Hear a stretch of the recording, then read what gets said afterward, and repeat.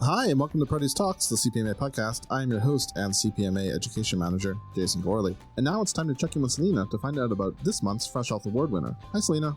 Hi, Jason. Thanks for having me again. Our May Fresh Health winner is Chef Alex Chen, who is a gold medal plate winner and a fantastic chef in Vancouver.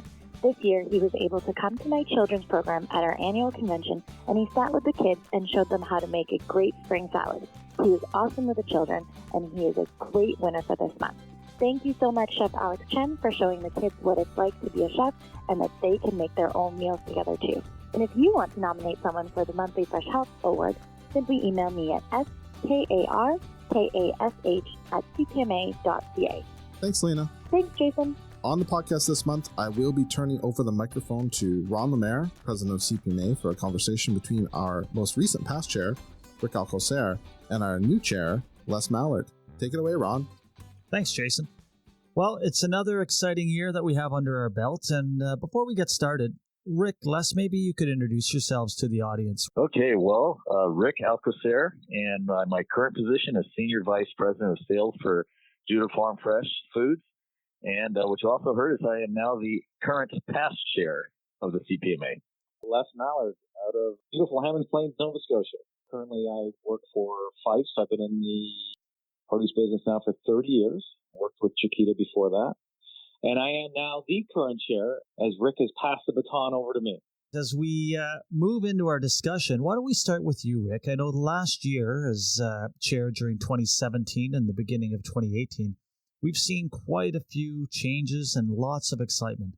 Maybe you can give me a background on your biggest accomplishment over the past year. Well, I would say one thing is that, I was really hoping to show that the first international director can be voted to the role of chair and serve the membership of CPMA successfully. And I'm hoping as really number one accomplishment is that as a guinea pig, I proved that it can be done. But from an industry standpoint, a most single directive, I found that most of my time and energy was spent on speaking with various Canadian and American politicians and government servants about NAFTA. So although NAFTA is far from settled, it is moving forward, and the important meetings that Ron, yourself, and I had explained the importance of NAFTA to the fresh fruit and produce supply chain in all three concerned countries has really been influential in what I think has provided a positive dialogue and information to our respective governments and to the public. So, I think we all continue to be optimistic and are still constantly pushing this message through our political and private sector connections in hope of a successful NAFTA agreement for all of us. So really, overall, it's an ongoing process, but really the accomplishments our voices have been heard by so many. We've seen a lot of it in our own publications, and all the messages that we've given from ourselves and from our industry has been very positive. And so overall, I think that is the biggest accomplishment for me this year. Rick, did you find that when we were involved in some of those NAFTA discussions and meeting with U.S. politicians or Canadian politicians or industry, did you find that there were a lot of common issues that we came across? Absolutely. And I would say common issues and more so commonalities as far as things that we really wanted. And I would say that the commonalities, what we really wanted is we wanted our free trade. We did not want to do anything within our industry that would restrict what we're currently doing. And from the standpoint of common things that may not be working so well, they did have to just particular restrictions that still exist that are very slight compared to what's being talked about now, as far as just keeping the borders open and less legal entanglement, if you will. And that had to do with certain things in food safety, in border, and all those things. But overall, I just thought the overall common sense that was being used within all the different parties we talked about was pretty good. Last year had a couple curves thrown at us. There was some excitement that happened throughout the year. What was your biggest surprise in 2017 and the early part of 2018? Well, I'll tell you, first of all, I didn't realize that 365 days could fly by so quickly. I have never had a year in my life fly by the way this one did. I felt like I'd started the position and all of a sudden 3 months later it was all over. But part of that feeling was because there's so much happening within the realm of the CPMA. There was always demand for my time, your time, and all of our time within the industry. And also I didn't realize the enormity of the daily demands that are placed upon CPMA and the staff that was really surprising to me as a group always seemed so well composed while they were being bombarded with requests and tasks throughout the industry. So I really think the two biggest surprises, it went by very, very quickly, and I had no idea that there was so much passed through the CPMA and staff and then on to the rest of the industry as far as the amount of things we tackle in the course of 365 days. I have to say, the CPMA is a reflection of the industry. And when business gets hopping and the issues start flying, that's definitely when you start seeing CPMA staff and volunteers really pick up the slack, start driving and supporting what the industry needs to be successful. So I know what you mean. It's amazing to see what such a small organization can do with such a dynamic volunteer base and staff base. Les, maybe I'll move over to you. Coming in as chair, it's an exciting year. Rick really set the foundation, and predecessors in the chair position before Rick built a model that has really moved CPMA in a position to support its membership into the future. What do you see as your major goals for the coming year? Well, first of all, I want to congratulate Rick on such a successful year. First non-Canadian born chair. He came in and did yeoman's work as far as NAFTA, as far as all the things that he tried to accomplish. I mean, what a great year he had. So, and then to have a successful convention, Rick, I just want to stand here and congratulate you because you did such a great job. Thank you. One of the things I'm going to try and do is there are a couple of things actually drive member value.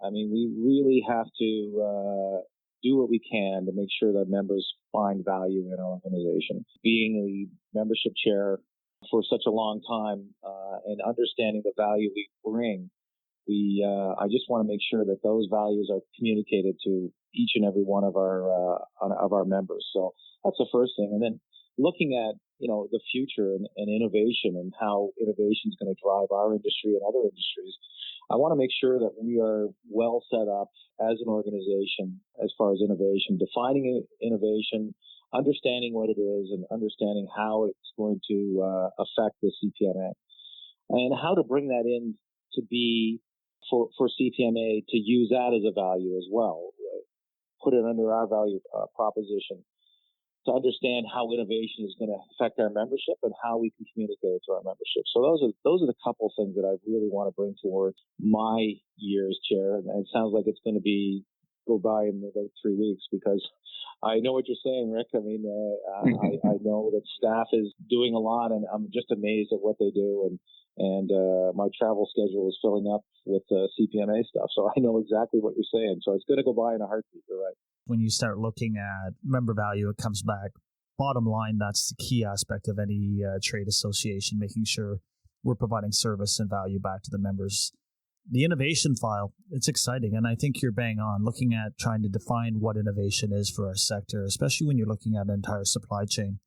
It may be a little easier if you're looking at core segments, but when you try and spread that innovation concept across the entire supply chain, it can be very ominous for one company to think about, where do I fit? How do I engage?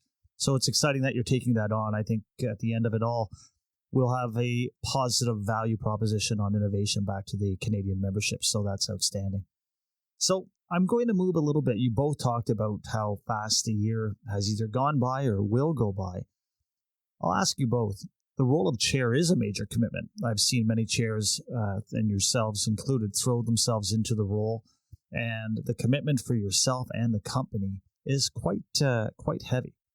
What do you see as the benefit to putting such a commitment behind the role of chair for both yourself and the company at the end of the day? And maybe, Rick, we'll go to you since you've been through it.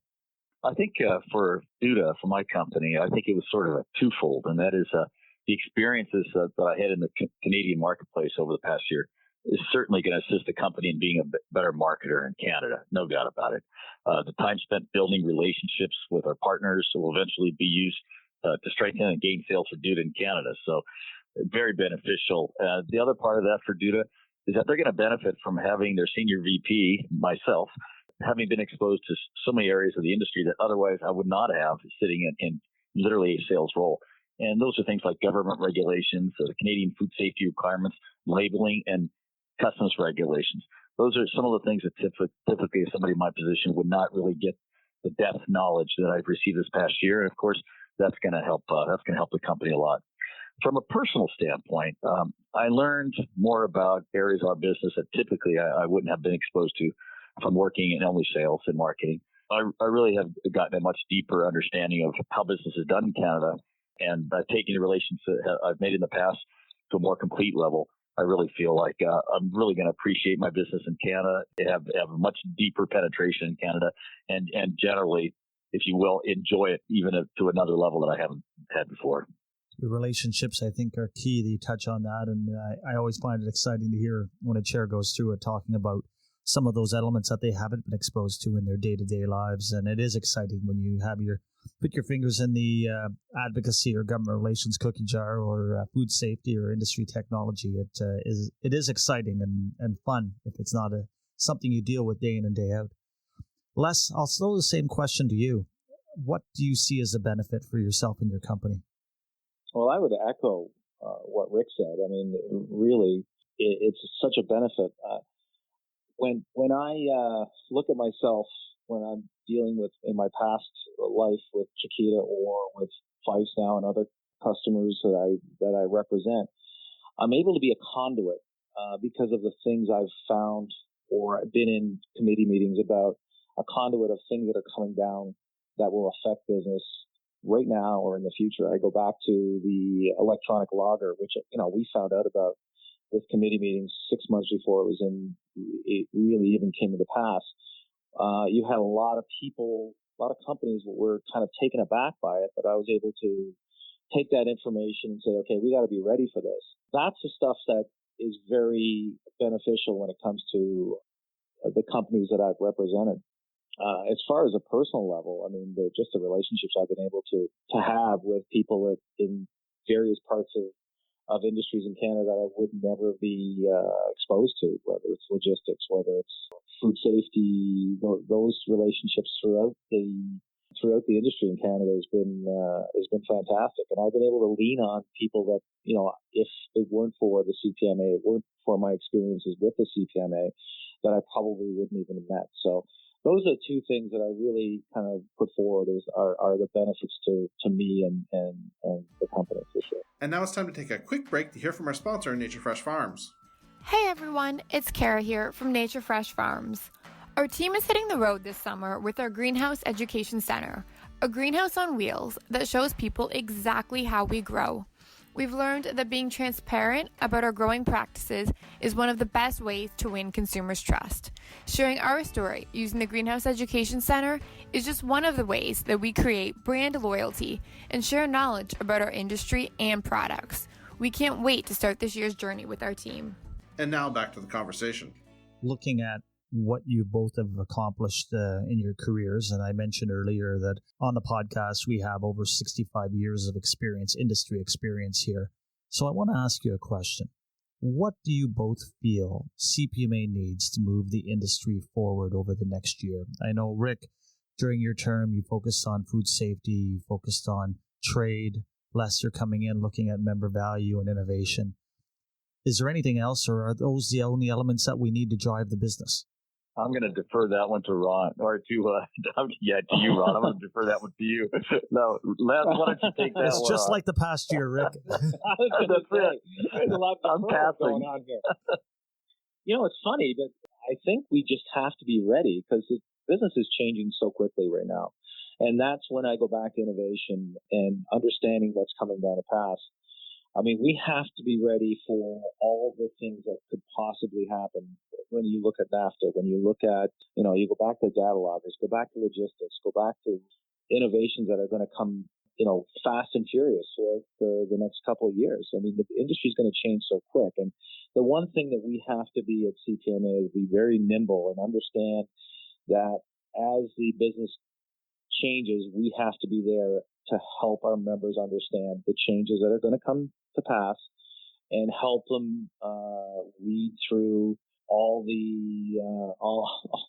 whether it's governmental or whether it's trying to understand the regulations, whatever it is, being able there to help them read through the different things that could affect their business. So I think being nimble as an organization and being able to turn very quickly, especially when regulations and changes come through, I think that's the one thing that we can be towards our membership to make sure that they were successful. Because if our membership's not successful, then CPMA won't be successful. Any thoughts, Rick? Yeah, I agree with Les, and it seems that we have there are a few core elements of the CPMA that should continue, go on, and we should always just put attention to that. However, there are so many irritators that hit us and adjutants throughout the entire industry that come at us a lot quicker and more often than they ever have before. So to echo what Les said, we really have to be essentially light on our feet. We have to be very open-minded. And I think we have to constantly just keep reevaluating what's going on in the industry and how we can best attack it. And some of those things may be some of the remedies we used in the past, or some of them will be brand new, out-of-the-box thinking to deal with. But it is the fact that the future to us is unknown, and it's changing more often now than it ever has at a speed that we've never seen before. And so I think it's a matter of being open-minded, quick to our feet, and keep moving forward. I think what I'm hearing from both of you is the source of information that can really help the industry move forward. And that information could come from a range of sources, but having access to it is key. Now, none of us are getting any younger. And with that, we're starting to see a lot of younger leaders and professionals come into the industry. We saw that in Vancouver this year with our first Young Professionals Networking session, which was very successful. And what came out of that session was quite interesting. Many of them were asking, how do I volunteer? What do I need to do to get more engaged with CPMA? So if a young professional approached either of you and asked that question, what do I have to do to start to be engaged with the organization? What would your answer be for them? I'll tell you, Ron, I get that. I've had that for the last number of years where young professionals have come to me and asked me what to be involved with, what they need to be involved with to get involved with the CPMA.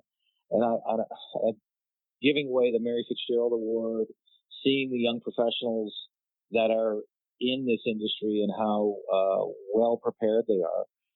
What I tell them is apply to be members of committees. Make sure that you give your time, understand what the committee is all about, and be a part of the process. Be a part of the discussion.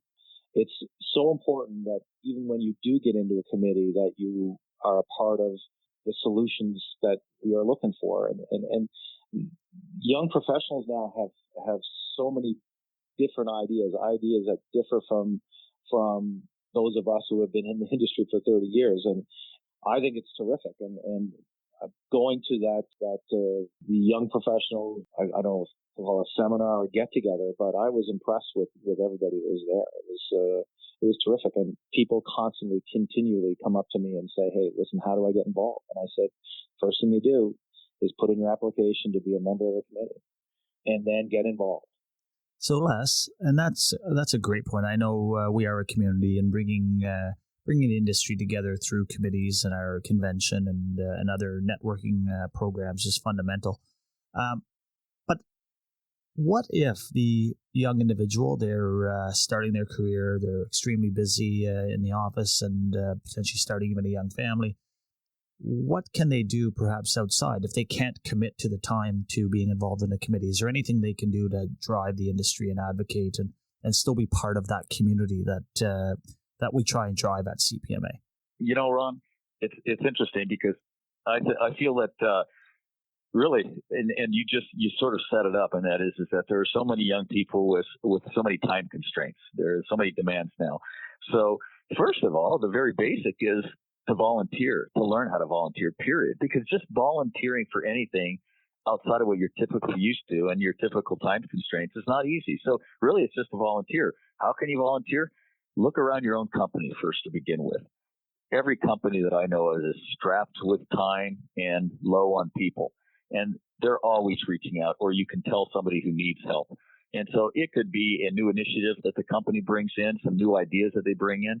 Volunteer to help within your own company first. Get a feeling of what it's like to do something different and to work within a group environment. And then if you want to look, and if you feel comfortable with that and you want to look beyond that, there are many little regional opportunities or local opportunities. I mean, look at us. We have the CPMA, our national organizations, but, we have some of the provincial organizations, the BCPMA, the QPMA, the OPMA. We have all of these that will allow you to get more locally involved. You're not traveling an awful lot. You may not have a very little travel to distance, maybe across town, but at least you start getting some type of acclimation to the larger picture and stuff. So in these ways, you start doing that, you meet more people and so on and so forth. So eventually you set yourself up to eventually make the next step, the larger step, and get involved with, in this case, the national organization, the CPMA and stuff. So I think you can take baby steps, but really baby steps. But the very first thing is to get the mindset of volunteering and to grow your knowledge about what you are involved in inside our industry. And I think that's the way you do it. That's a good way to do it. I agree with Rick. I mean, I cut my teeth in the Atlantic Fresh Produce Association, so you understand from a regional level, and then you can move it up to a national level. But I agree with everything that Rick said. Well, it's interesting when we start seeing how many young professionals network. It's not like the old days. While yes, they do like to get together for a beer after work, they may be connected more within a virtual manner, whether it's social media or whether it's Instagram. Is there a way CPMA can work on the virtual side to make it easier for a lot of these young professionals to connect? Nice curveball, Ron. that's a real good one. I mean, I think you use a couple of words there. Certainly virtual. I believe that there is some place that can be started, invented. I'm not too sure the right word to put there. Whereas that connectivity, using media and using technology, where there's more information for the younger people to go to learn about some of the changes that are happening in the industry that may be either written for or spoken to in a language that they may understand a lot better than us. Younger, it can feel more engaged in it or something like that. I'm not suggesting a produce dating app, but the whole mindset is that it might be really nice if by topic you can have some type of gathering place on the internet or somewhere where young people can turn around and talk about their careers, the way they're approaching problems and so on, or issues or challenges and so on and so forth. However that is done. I think in the end, some type of tool and access point that's different than how we've operated in the past is fundamental. Well, and connectivity is such an important thing for the younger generation. I keep on going back to that. You watch and you see how things are done, and so much is done online, on their mobile device, and it's important for them and for us. I hate saying that it's us versus them, but it's a different way that they communicate. I mean, I'm still not on Facebook. I haven't put my toe in the water there yet, but I understand how important it is for some people to be that connected. And I think that one of the things that we can do is to facilitate that connection towards for those people who choose to use it. You bring up an interesting point about connectivity, about relationships, and how the business actually runs in our entire supply chain. It's still very much about a relationship. And $1 million deals can be pulled together from a handshake. And you look at that moving into the future. Do you still see, either of you, that that type of relationship and that type of handshake deal will continue? Or is it becoming more complicated? I think that it is becoming more complicated, but I still think behind the emails, behind the texts, and everything else that goes on through technology, that you need a relationship, human relationship basis. And of course, sometimes it doesn't start that way. It starts over the internet. It starts over emails. But eventually, you want to put that face-to-face, the interpersonal relationship together. And then from there, you have a better understanding of text and emails and so on and so forth. And when you do send messages through the internet, because you've personally met somebody or have your relationship, that it means something, that it stands for something. Sure, legally, you may have it in text, but really in your heart and in the relationship, that you personally have agreed to something and you're willing to live up to it. And the trust is happening that either the product's going to be supplied and or the product's going to be received. And what I like about what Rick said, and I've being with Rick for the last number of years, I know he's a relationship builder, and I pride myself on being that as well. And you can start a relationship over the phone. You can start a relationship with an email, but I mean, you really have to build a relationship with personal interaction. And I've seen how Rick does it, and I know how I do it, and it's such an important part of our business. And one of the things I hark back to when we talk about convention, getting people together and seeing people that you may have only had an email with or a text from, but when you go to convention and you see everybody, in fact, it was funny this year with my new company this year, one of the things they said, it's such an interactive space that you get to see everybody in the industry. And, going back to, we talked about it so many times, how convention is so important, but that's the key relationship builder that CPMA has and affords us. And to me, when you talk about relationships, it's key to our business. So. Well, in Canada, with consolidation throughout the supply chain, I know there was some discussion, well, it'll become more of a electronic exchange of business as opposed to a personal relationship. But what's interesting is we're actually seeing that shift. While you, as Rick said, you need that electronic path and transfer of information, but the relationship is probably more important than ever, which Les is right to your point, convention driving that. And there's a huge demand on us to try and ramp up and even be bigger. And I know a commitment from the CPMA board is that we don't want to be bigger. We just want to be the best we can be at the size we are, so that the relationships can be had, can be developed, and that you're not lost in a sea of people at the convention and trade show, but you're part of a community. And the community aspect is fundamental moving forward in business. The commercial side will happen if the relationship is sound. I think I heard both of you say that. Rick, so an exciting and successful year of chair, a lot of wins under your belt. Any advice that you can give Les as he launches his year as chair? Yes, Les, I can. Just hold on, Rick. I'm going to write this down. I'm getting a pen. Well, I would say now. hold on, because you're in for a very fast and wild ride for sure. I would say seriously, trust your experience and your instincts. Utilize the CPMA staff as much as possible, as they are incredibly efficient and productive. And believe it or not, always make Ron your first call. I think Ron is truly omniscient in his knowledge of our industry and the way it flows through Canada. When you think you hit a topic from every angle and call Ron, he'll come up with 2 or 3 more that you haven't thought of. So I would say another good piece of advice is trust Ron, because he's got some very, very good intuition and instincts as well. No, that's great advice. I one of the things I do know is the CPMA staff are always my first calls. They understand the industry, understand the business in Canada, and so that advice is being well taken as we speak. So I appreciate that, Rick. And I've got one more for you too, and that is that as a CPMA chair, you still only have one vote as compared to everybody else. But what you do have is you're almost like at the helm of the ship, and you're controlling the rudder. So you're going to be acting as a navigator and then making sure everybody's kind of staying the course. And I think that's something that you got to remember, that you don't have a boat that's bigger than anybody else's, but you have an influence on which way you take everybody. Or if there is a place you want to get to and everybody has agreed this is where we need to go, keep the ship on course. I'm going to use another dog example because I haven't used one so far on this call, and I always use them. But just think, as chair, you're the sheepdog, and you got a bunch of sheep out there. Well, those are two great points, and guys, you're bang on relative to the resources available to you, and staff are fundamental. But we can't forget also the great group of volunteers at the committee level and on the board. Sometimes take our volunteer resources for granted because they've been so great, but they are key in supporting where we go into the future.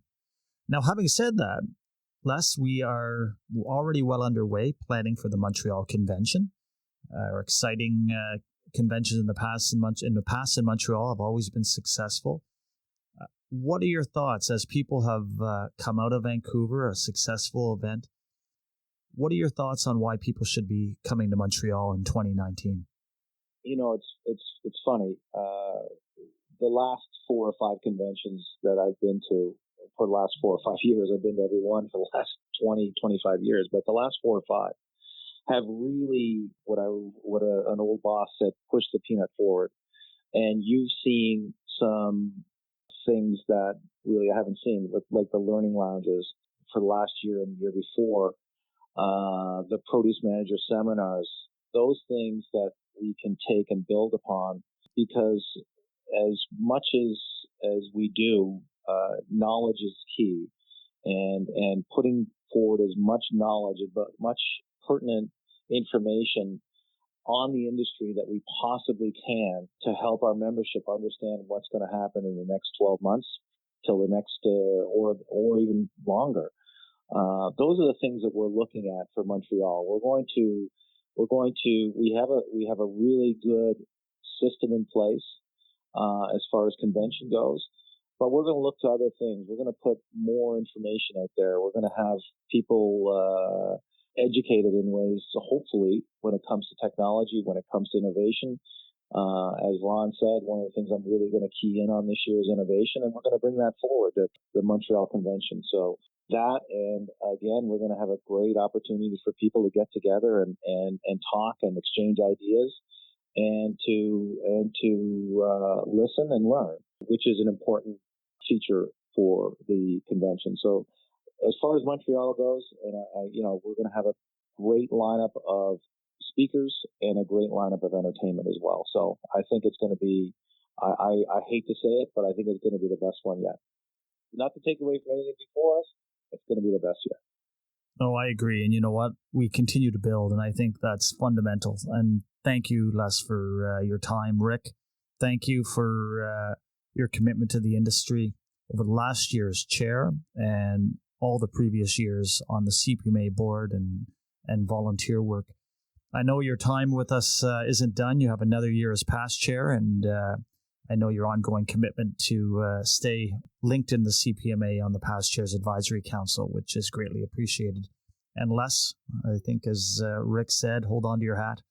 The coming year will be exciting and fast, and I know this time next year we'll be sitting back having a chat with Oline from Costco on her next steps into that next part of volunteering as the CPMA chair for 2019-2020. So at this point, thank you both, and good luck, Les, in the coming year, and thank you, Rick, for the past year's support.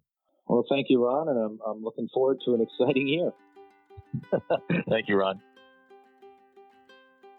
All right, that's it. That's all that we have for you this month on Produce Talks. I'd like to thank Ron for hosting this episode, and Rick and Les for their time. We're looking forward to a great year.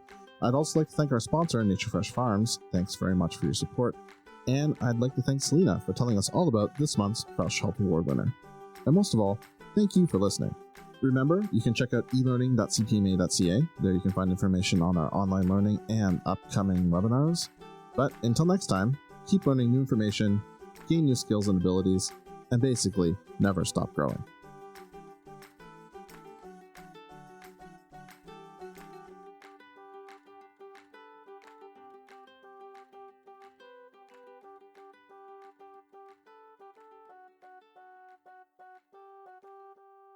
You will now be disconnected by the moderator.